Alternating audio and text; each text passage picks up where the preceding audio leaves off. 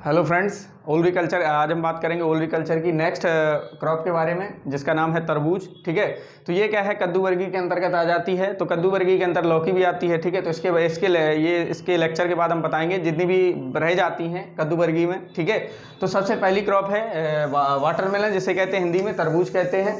इसका वैज्ञानिक नाम होता है सिट्रुलस लैनिटस। ये पूछा जाता है कि तरबूज का वैज्ञानिक नाम क्या होता है, तो आपको याद रखना है क्या होता है, सिट्रुलस लैनिटस। ठीक, ये क्या है, कुकुरबिटेसी की। मैंने क्या बताया कि जितने भी कद्दू वर्गीय हैं वो क्या होते हैं, कुकुरबिटेसियस होते हैं। जितनी भी फसलें उसके अंतर्गत आती हैं सभी की फैमिली क्या है, कुकुरबिटेसी है। नेक्स्ट बात करते हैं अब क्रोमोसोम नंबर की। तो ये क्या है, इसमें जो 2n होते हैं क्रोमोसोम नंबर होते हैं वो होते हैं 22, जो कि डिप्लॉयड होता है, 2 गुणित होता है इसमें। ठीक है, तो कुछ प्रजातियां जो होती हैं वो ट्रिप्लॉयड होती हैं। जो ट्रिप्लॉयड होती हैं वो क्या होती है, सीडलेस वेराइटियां होती हैं। ठीक है, तो अभी हम बताएंगे कौन सी सीडलेस है, कौन सी डिप्लॉयड है। ठीक है, नेक्स्ट बात करेंगे ओरिजिन प्लेस की। तो ओरिजिन प्लेस जो है तरबूज का, या कह सकते हो वाटरमेलन का, वो क्या है, इंडिया है या ट्रॉपिकल अफ्रीका। तो ऑप्शन में दोनों में से कोई रहेगा, या तो इंडिया मिलेगा या तो ट्रॉपिकल अफ्रीका। तो आपको याद रखना है इंडिया भी और ट्रॉपिकल अफ्रीका भी। फिर देखेंगे ऑप्शन क्या है।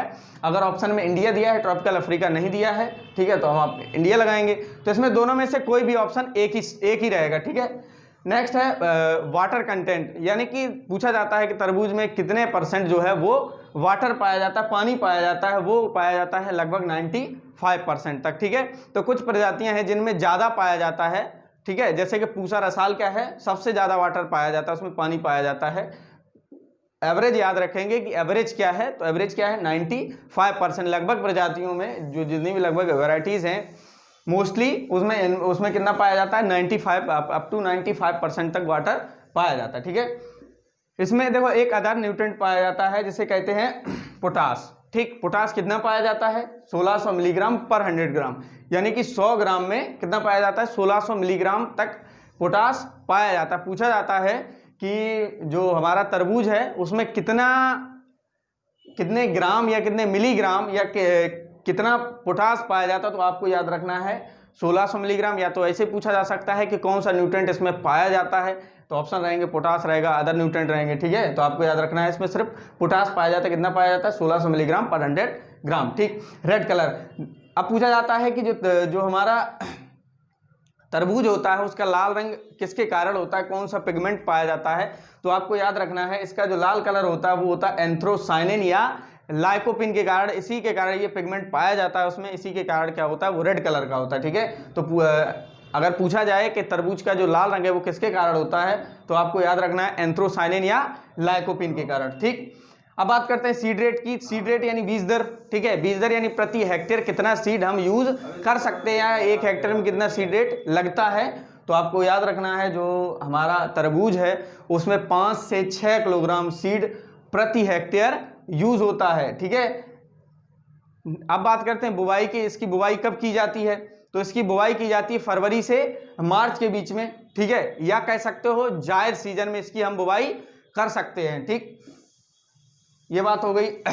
अब बात करते हैं सॉइल की। देखिए जितनी भी न्यूट्रल सॉइल, जिन सॉइल का पीएच न्यूट्रल होता है लगभग 6.6 से 7.3 के बीच में, तो उनमें क्या होता है, जितनी भी कुकुरबिटेसी हम उनको ग्रो कर सकते हैं। ठीक, तो ये बात हो गई। अब बात करते हैं जैसे कि इसकी रूट सिस्टम जो होता है वो डीप होता है, लगभग 2 मीटर से एबव चला जाता है। ठीक, तो इसके रूट पेनिट्रेशन के लिए क्या होता है, जो सॉइल की जो स्ट्रेंथनिंग होनी चाहिए वो कम होनी चाहिए। कह सकते हो जितनी भी लाइट सॉइल हैं, लाइट सॉइल की कैटेगरी में कौन कौन सी आ जाती हैं, सैंडी सॉइल हो गया, सैंडी लोम हो गया, जिनमें सैंड ज़्यादा पाया जाता है उनको हम लाइट सॉइल बोल सकते हैं। तो जितनी भी लाइट सॉइल है लगभग उनमें हम कुकुरबिटेसी को उगा सकते हैं। क्यों, क्योंकि इसके जो रूट सिस्टम होता है डीप रूट सिस्टम होता है। अगर हम जैसे कि क्ले सॉइल में उगाएंगे तो ज़्यादा रूट डीप उसमें नहीं जा पाएगी। ठीक है, तो क्या होता है, जितनी तरबूज है उसको हम किस में उगाएंगे, सैंडी सॉइल या सैंडी लोम सॉइल, या कह सकते हो लाइट सॉइल में। ठीक है, जिनका पीएच न्यूट्रल लगभग न्यूट्रल हो, यानी कि 6.6 से 7.3 के बीच में, उनमें हम क्या है तरबूज को ग्रो कर सकते हैं। ठीक, अब बात हो गई। अब बात करते हैं वैरायटीज़ की। तो इसकी कुछ वैरायटियां हैं, जैसे कि शुगर बेबी हो गया। ये भी अच्छू पूछा गया है कि शुगर बेबी किस फसल की प्रजाति है, तो आपको याद रखना है किसकी प्रजाति है, तरबूज की प्रजाति। ठीक है, नेक्स्ट है दुर्गापुरा मीठा। दुर्गापुरा मीठा। नेक्स्ट है पूसा रसाल। देखो अभी मैंने बताया था कि इसमें जो वाटर पाया जाता है, जल पाया जाता है, वाटर कंटेंट पाया जाता है, वो लगभग पाया जाता है 95% तक। जो पूसा रसाल है उसमें 99% तक वाटर पाया जाता है, यानी कि कह सकते हो ये एक ऐसी प्रजाति है जिसमें सबसे अधिक वाटर कंटेंट पाया जाता है। ठीक है, नेक्स्ट है अर्का मानिक मधुर मिलन। ठीक है, नेक्स्ट प्रजाति है पूसा बेदाना। ये क्या है अभी समझ लीजिए, मैंने बताया था जो कॉमनली होती हैं वो क्या है, डिप्लॉयड वैरायटीज लगभग ग्रो की जाती हैं। ठीक है, कुछ वैरायटियां हैं जो सीडलेस होती है, जिनमें बीज नहीं पाया जाता, तो वो कौन सी है, पूसा बेदाना जो है उसमें सीड नहीं पाया जाता है। ये क्या है, देखो अगर डिप्लॉयड होगी तो सीड पाया जाएगा।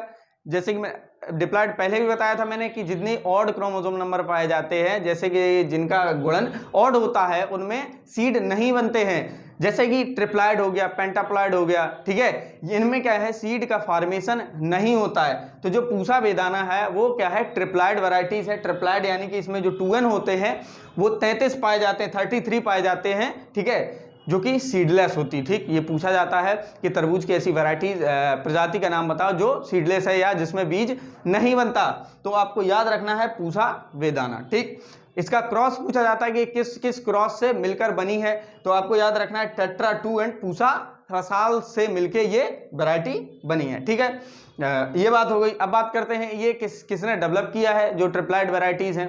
तो सबसे पहले जो ट्रिप्लॉयड वैरायटीज हैं वो डेवलप किया था डॉक्टर किहारा ने। तो आपको याद रखना है डॉक्टर किहारा किससे संबंधित है, तो पूछा जा सकता है।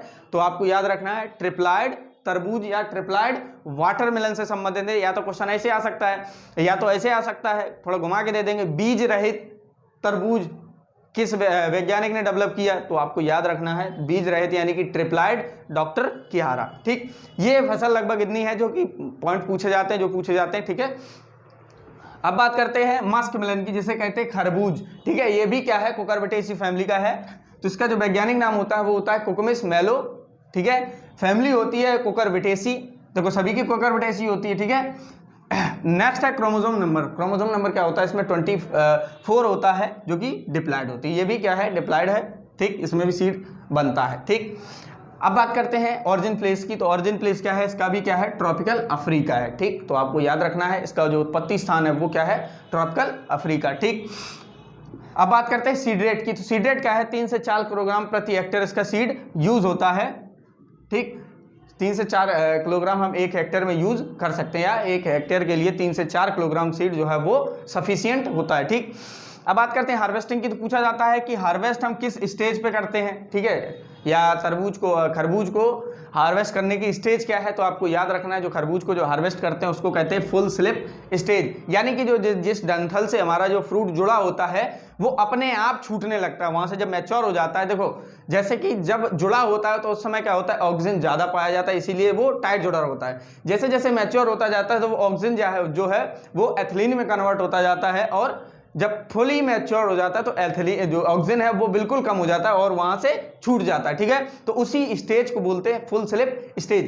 ठीक, ये बात होगी नॉर्मल हार्वेस्टिंग की। जैसे कि हमारे पास क्या मार्केट अवेलेबल, पास ही में मार्केट है, तो उस समय क्या होता है, हम खरबूज को जो है वो फुल स्लिप स्टेज पे हार्वेस्ट कर सकते हैं। जब जैसे कि हमें ज़्यादा दूरी के लिए हमें ट्रांसपोर्ट करना है तो पूछा जाता है उस समय कब हार्वेस्ट करते हैं। तो आपको याद रखना है जब ट्रांसपोर्ट हम ज़्यादा दूरी के लिए करते हैं, ज़्यादा समय के लिए करते हैं, तो हम हाफ स्लिप स्टेज पे उसे हार्वेस्ट कर सकते हैं।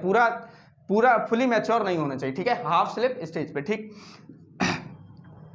और ये बात होगी हार्वेस्टिंग की। जैसे कभी कभी पूछ लिया जाता है कि इसको बोते कब है, तो जब मैंने पहले ही बता दी, जैसे कि जब तरबूज को बोते हुए तभी खरबूज को बोया जाता है। ठीक, यानी कि जायद में बोया जाता है। जायद कब शुरू होती है, जायद सीजन जो है कब शुरू होता है, वो होता है फरवरी से मार्च के बीच में। ठीक है, अब बात करते हैं वैरायटीज़ की। तो इसकी जो वैरायटी है, इंपॉर्टेंट वैरायटियाँ हैं, पहली है दुर्गापुरा मधु, नेक्स्ट है हरा मधु, पूसा, नेक्स्ट है पूसा मधुराज।